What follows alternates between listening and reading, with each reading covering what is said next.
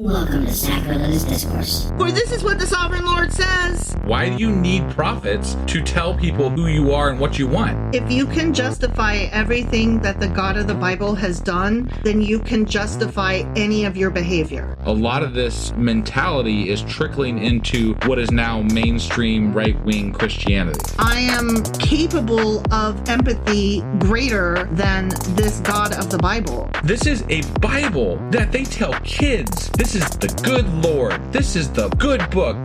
He is fantasizing about murder, mass murder.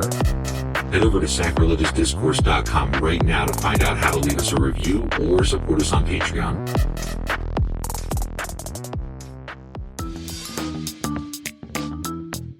Hey there, sinners and saints. It's your favorite Bible-bashing duo from Sacrilegious Discourse, and we need your help. That's right, folks. We're raising funds for some heavenly equipment and a studio that doesn't sound like it's in the depths of hell. Our current setup, let's just say it's more apocalypse than audiophile. So if you want to hear us dissect the Bible without the background noise of demonic squirrels, chip in a few bucks. We're aiming for $5,000 to upgrade our audio and build a studio worthy of blasphemous banter. Donate today and help us spread the good word of atheism. You can find a link right on our homepage, sacrilegiousdiscourse.com. Every dollar counts. Even if it's from your collection plate.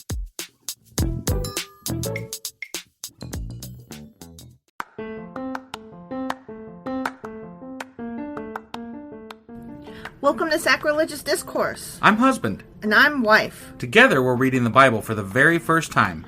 We grew up without religion and wanted to know what all the fuss was about. Well, what have we learned so far? That God is a dick, and apparently some people believe in talking donkeys. We're not trying to pass ourselves off as experts. Nope, we're just reading the Bible for the first time and giving our first take reaction. If you'd like to join us in this venture, you might consider starting at episode 1. Otherwise, jump in wherever you like.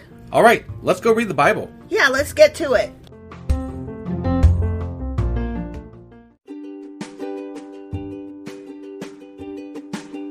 Hey wife, did you know that Anchor is sponsoring our show? Really? Don't we use Anchor to distribute our podcast on Spotify and Apple Podcasts? Yeah, and we are on just about every other platform available as well, thanks to them. Why do we use Anchor as our podcasting service? Well, they make editing and distributing our show a breeze. What if one of our listeners wants to start their own podcast? Then they should head over to anchor.fm or download the app to get started. Awesome! You guys should go do that right now!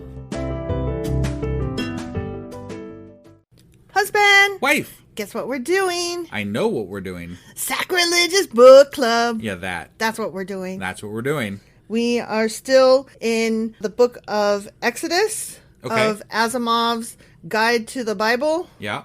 And today we are covering pages 130 through 142. Sounds great. Let's go do this shit. Okie dokie.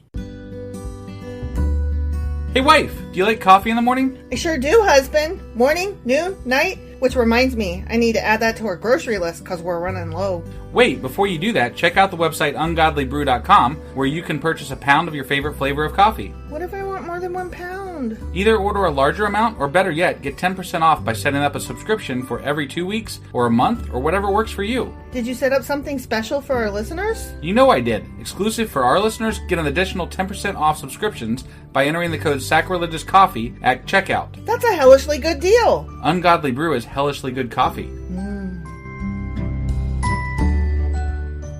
Okay, so remember last time we were discussing which pharaoh may have been the one that was the pharaoh of the oppression? Yeah. And we decided that it was probably Ramses II. Right. Okay. Yep. So now, starting on page 130, we're going to talk briefly about the pharaoh of the actual Exodus. Okay. Like, who was that guy? Right. Okay. Yep. If Ramses II was the pharaoh of the oppression, then Merneptah was probably the pharaoh of the Exodus. Got it. And the Israelites likely departed Egypt while it was distracted by European invaders. So they snuck out the back door? Kind of. It would have been European invaders on one side and Asian invaders on the other. So Egypt's hold on Canaan was broken during this time. Got it. And so that would have been when they most likely did their little exodus. Sure, and they were like, we're just going to go over here. Mm-hmm. Yeah, exactly. And to quote Asimov, the Israelites in their drive to conquer Canaan had to face only the native Canaanites and not a powerful Egyptian army. Because they were all preoccupied. And because they'd already been beaten down by the time the Israelites faced them. Right. So that's nice. that. Okay, so Yep. it was an opportune time. It was an opportune time that also gave them great opportunity later. Got it. Yeah.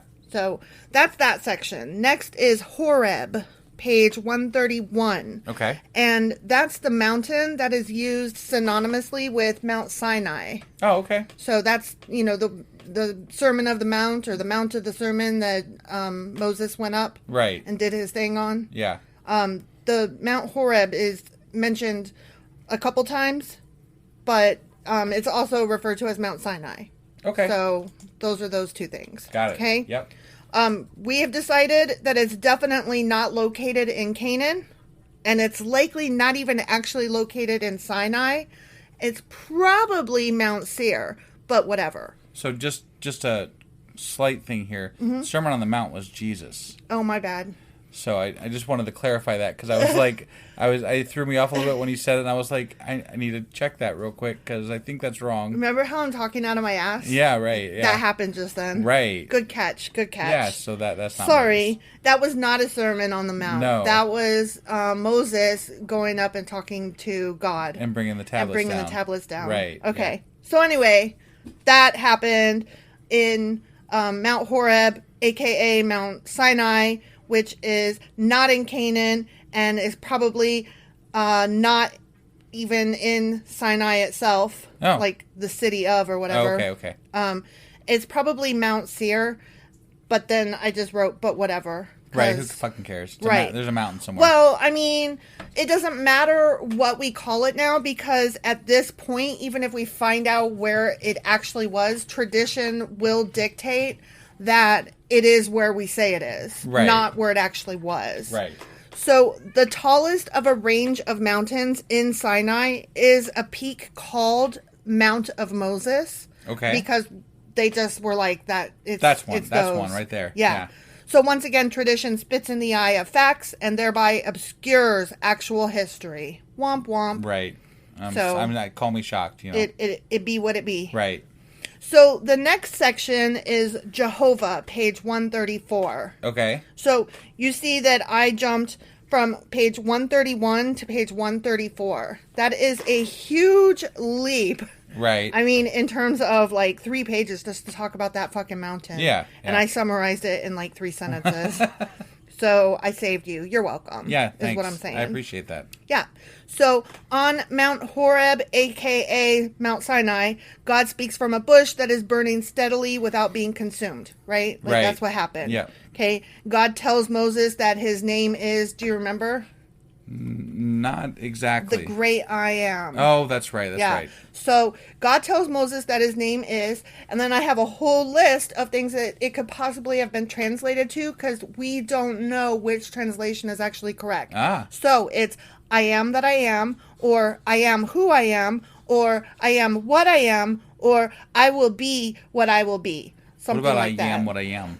That is Popeye. Yeah. And not God or Moses. So, fuck off. Got it. So anyways, the people are unimpressed when Moses and his brother Aaron relate this whole story to them. Yeah. So they climb back up the mountain, and God tells Moses that his name is also YHVH. Right. Right? And we don't know what that means either. So it could be Jehovah, or the Lord, or Adonai, or most likely Yahweh. Right. And we hear all of those in church now because they've just adopted all of them. Right. Yeah. Just collect them all. They're just, exactly, like Pokemon. Right. God's names are like Pokemon. Yeah. Okay, so that's that section. The next section is Aaron, page 135. Good old Aaron. Good old Aaron. And in this chapter, there is a whole bunch of genealogy listed. Gotcha. Okay? Yeah. So Moses and Aaron were of the tribe of Levi. Yeah. And the priesthood was eventually combined to descendants of Aaron. So the term Levite is synonymous with priest. Got it. And right. That yeah. makes I mean, sense. that's right. So I, for 2 seconds, started to write down all of these names. And then I realized I don't fucking care because it doesn't matter. Right. So, anyways, that happened. There's a whole list of genealogy of how we get from names that we never used, there weren't stories about them, all the way down to Moses and Aaron. Got it. Okay? Okay. So the next section is the magicians of Egypt on page 136. Okay? And this is exactly what I wrote. Ugh. So after that boring genealogy report, back to the story. Right. Which is exactly what happens. And that's kind of a summary of what Asimov actually wrote. Got it. So, but mine is better. So Moses and Aaron tried to impress Pharaoh by turning a rod into a serpent. Yeah. But Pharaoh thinks it's just a trick, so he's super unimpressed. Right. And then Pharaoh tells his magicians to duplicate what he calls a parlor trick, but of course they can't. Right. Okay? Yeah. Now, this part was really super interesting to me. Based on a brief passage in 2 Timothy, which I think is New Testament stuff, so we're like way long from that, okay? Yeah. So based on a brief passage in 2 Timothy, there's a Jewish legend which states that the magicians' names are probably Janus and Jambres.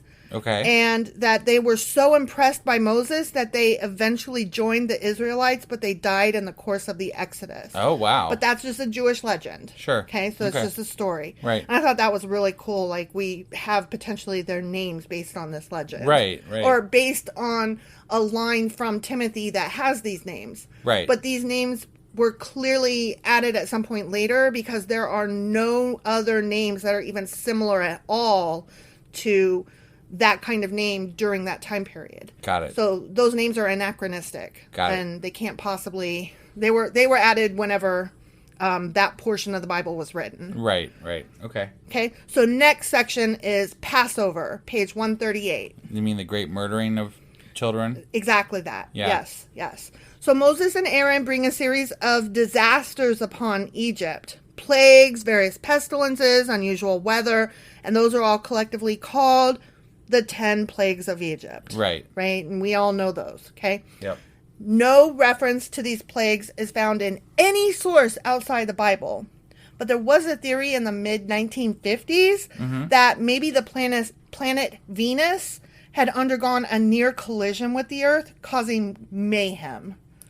Really? Yeah. But no astronomers, scientists, or biblical scholars take this story seriously. I was like, that could be proven wrong in a minute. Exactly. But it was interesting. And think about it, Asimov wrote this only a decade after that. So it would have still been a scandal in his time. You know what I mean? Right. Okay, so the 10th plague was the biggie, wherein the firstborn male of every house in Egypt was slain by God. Right? That's the one that you were referring to just now. Yeah. The Israelites, of course, were spared due to the blood of the lamb that they had been eating that evening in a ceremonial meal. Yeah. That blood being placed on the door of each of their houses. Yeah. Okay? And this event actually marks the beginning of the escape from Egypt. Okay. And as well, the establishment of the Israelites as a nation, and is thus the Passover meal that is celebrated every year. Okay. Right. So that is like the start. Okay. I didn't realize that was like and now we are this. Like, I didn't realize that that's what you point to and say that's when it started. Got it. That's interesting. Did you know that? No. Okay. And now I'm going to quote Asimov here. Okay. For a couple paragraphs. Okay. Okay. Yeah. They're short paragraphs, but it's a long quote. Okay. In all probability, the Passover was an agricultural festival long antedating the time of Moses. Such festivals are common in all agricultural societies. Americans have even invented one for themselves, Thanksgiving. Yeah. Usually such festivals, even among the early Israelites, were thoroughly pagan in inspiration. The priestly writers of the Hexateuch could not revise the early traditions in too extreme a fashion. The various festivals were too popular and too deeply ingrained in tradition to be done away with. The best that could be done was to associate them firmly with some legendary event in biblical history and divorce them from idolatry. Gotcha. Passover, the most important of the agricultural festivals, was associated with the most important event in the early legends, the Exodus. So, yeah, right. No, that's right. cool. And I mean, that's nothing we didn't already know, but I thought he just phrased that so succinctly that there was no way to summarize that. Right. No. That was great. I mean, we all know that, not we all know. I mean, most of us know that have done any research into the biblical stuff that, Christianity, Judaism, etc., adopted a lot of pagan ideas and a lot of pagan gods even, and just... They usurped that which came before them and added it in or used it. But to me, some of the most interesting stuff is finding out how it was usurped, how it was taken over. Which part was old and which part was added. Right. So I didn't realize, remember we were... reading this, and at the time we were like, but Passover is Easter and Jesus related, so I don't understand why. But it's not so much, I guess. It is. It is. What happened was Jesus was crucified and resurrected during Passover season. Okay, and that's how those came to be associated with one another. But originally they weren't. I mean, obviously, there's Judaism and then there's Christianity, right? Right. And so obviously, technically, there's not really a correlation other than they happen in the same season. Right. So Jewish families will celebrate Passover at the same time that Christians are celebrating Easter. And Passover. Sort of. Kind of. Right. Not really. Not as much. No. So you'll see them going to church for Passover, but what they're really celebrating is Easter, and the days leading up to it are called Passover, but they are celebrating the walk that Jesus took. Right. So theirs is Christians are completely Jesus-oriented. Right. Whereas the Jewish are actually celebrating Passover. Yeah. And I just find it so interesting that these two things happen at the same time. And so two related but very different religions celebrate at exactly the same moment in time two different portions of that. I find it interesting that Christianity, having, basically taken the Old Testament and Judaism as their base for their religion, it always shocks me how little they understand and know about the Old Testament. And this is still their God, this is still things that happened to their people or whatever, their religion in the past prior to Jesus. You would think that they would want to know more about these things, the ways that their God was shaped, but they really just don't. They obviously don't. It's so much. I mean, the way I grew up with it, while it's taken very seriously where I live, it's still almost a Hallmark religion. It's they don't really. It's all sayings and cards and fucking just grandiose ideas. Easter egg hunts and shit like that. Yeah. No, it's definitely a very Hallmark religion. Yep. For the most part, in my opinion. No, I totally One agree. that is very dangerous, but also very Hallmarky. Yeah. So that was that section. Moving on, we come to Abib on page 140. Good old Abib. Well, Abib is when Exodus took place, during the month of Abib. Oh, that's right. That's the months. Yeah, that's right. Yeah. And Abib means kernel of grain, which makes sense. Sure. There's a whole bunch of words that he wrote about that, but we literally just covered these months in one of our most recent reading of the Bible episodes. Look at us doing so good about things. I know, right? So I didn't summarize past that because I'm like, oh, we already did that. Basically, Abib is April, I think, right? Kind or of, thereabouts, maybe. Anyway, somewhere in there. Yeah, somewhere thereabouts. Okay. I'm not gonna say for sure, but that sounds about right, maybe. Right. Next we come to the Red Sea, page 140, and that's the last one that he parted. That's the last section that we're gonna cover. Okay. Yep. For today, anyway. All right. Okay. After the 10th plague, Pharaoh was finally like, "Oh my God, get!" Right. So he finally capitulated and was like, "You can leave." Right. For real this time. Right. And as I recall, there was more than one back and forth of "you can leave," but just kidding, and "you can leave, but only if." Right. And all that. That happened a lot. Yeah. Right. So, but he finally let them go. And you know what happens if you go? What happens? You wake up. Wake me up. up. You gotta wake up before. You go. You go. Yeah. And don't leave me hanging on. Like a yo-yo. Like a yo-yo. Yeah. Yeah. Exactly. No, definitely. That's you got to do it that way. Do it that way. Right. Yeah. So these guys traveled east, which was the longer route. Because if they had traveled the shorter route going north... Wait, east. Okay, north, yeah.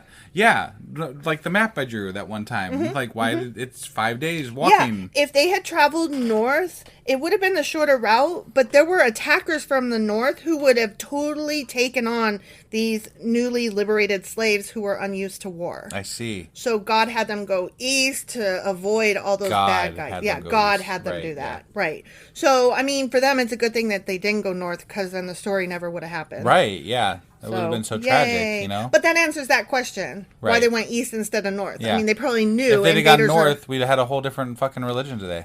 Or none. Man, that'd be cool. That would be cool. Right. So, anyway, they went east and they found the Red Sea, one of the most unpleasant parts of the Indian Ocean. Okay. Yeah. Which, that answers that question. Like, before we were like, wait, is the sea part of the ocean? I think the answer is yes. Okay? A sea is part of an ocean, or it's a like outpouring of an ocean. It's a piece of an ocean. Okay. It's where an ocean goes. We had talked about this before. Do you remember? No, but that doesn't sound right to me. Well, okay, Asimov said it, so it's got to be true. Okay, all right. He said that the Red Sea is one of the most unpleasant parts of the Indian Ocean. So, gotcha. Eat my ass. Okay. Okay. What are you looking up? I'm looking up the Red Sea. Okay. Yeah. So there, it's right there. See? Yeah. Like it's between Saudi Arabia and Egypt. I see, but they don't. Right. No, I know. But it's so I guess it is like connected to the Indian Ocean, but it's almost set apart. Like it's almost. But it gets its source from the Indian Ocean. Right. It does. So that's why it's fully sourced from that. It's not sourced from anything else. True. And so that's why he calls it a branch of the Indian Ocean. Very true. Very true. Okay. So, anyway, it's the most unpleasant part of it because it's so fucking hot. Okay. And the Red Sea separates the African and Arabian deserts, and much of its water evaporates in the baking sun. And it's, like, got such a high salt content, which, I mean, we talked about that other river that was similar situation. Right. So, I mean, that's why we have in our head these images of the Middle East is nothing but hot desert. Because it is? Because it is. Right. Right. And then he went through this whole litany of possibly why it could be called the color red. Okay. But at the end of it, nobody fucking knows. Got it. Like, there's not even stories or legends. He was just postulating maybe it's because there was like a bacterial infection of microbes, which that can turn the water red. Right. It changes the pH level of the water. It could have been that there were red rocks or shells. Maybe it was from all the killing. There's just blood draining there into the was sea. Blood, right. It could have been the way the sun set made the water appear red from one angle. But, I mean, he's just putting all these ideas out like, I don't fucking know. Sure. And that's the end of that. Asimov doesn't fucking know, and we don't fucking know. The end.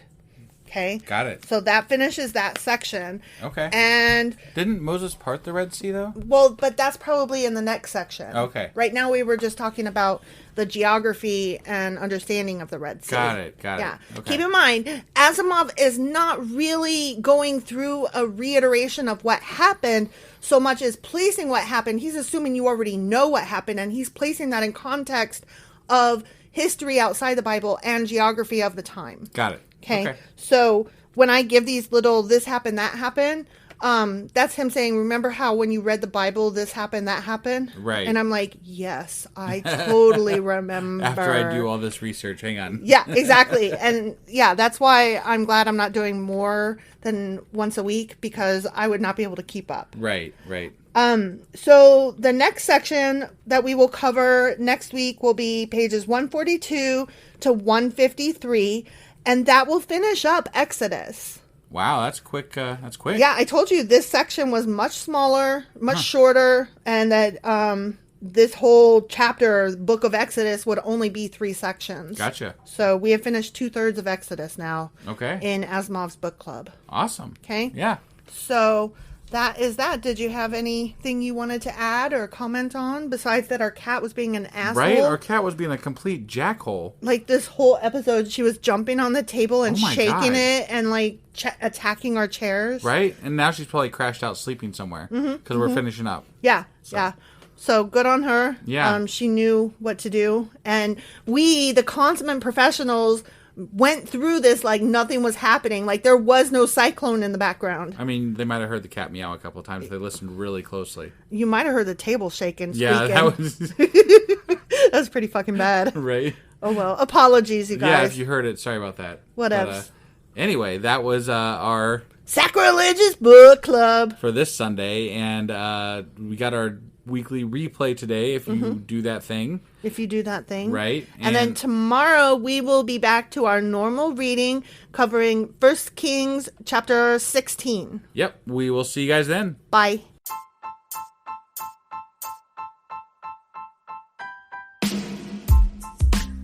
Hey, wife, I guess that's the end? But husband, that's just sad. It doesn't have to be. We are on lots of social media platforms like Twitter. Our handle there is sacrilegious_D. For D's nuts. Oh my God. Stop doing that. Anyway, we're also on Facebook, Instagram, and Pinterest. There's a link to all of our social media sites at our website. Ooh, we have a website? Yeah, it's sacrilegiousdiscourse.com, where you can also find a link to our merch shop. We have a merch shop? Yep, we have podcast-themed clothing, mugs, notebooks, and more, as well as an atheist and science-themed products. Wow, our fans should really go check that out right now. Definitely. They can get in touch with us by sending an email to sacrilegiousdiscourse@gmail.com. But before they do that, we could really use some help. Oh yeah? With what? Well, it's not free running the podcast, and we need some financial support in order to get better equipment, which will free up time so we can concentrate on our podcast and our fans. Okay, so what should they do? Head over to patreon.com/sacrilegious discourse and sign up as a contributor on our podcast. Supporters there receive additional bi-weekly episodes that we record just for our Patreon members for as little as $2 a month. Also, we'd really appreciate it if you would like and subscribe on whatever platform you're using. And Apple Podcast reviews help us out tremendously. Like and subscribe. Leave an Apple review. Join us on Twitter. Support us on Patreon. That's a lot of instructions. Don't forget to say thanks. Thanks. Okay, bye.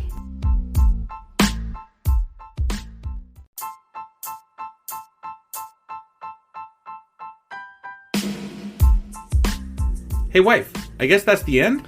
But husband, that's just sad. It doesn't have to be. We are on lots of social media platforms like Twitter.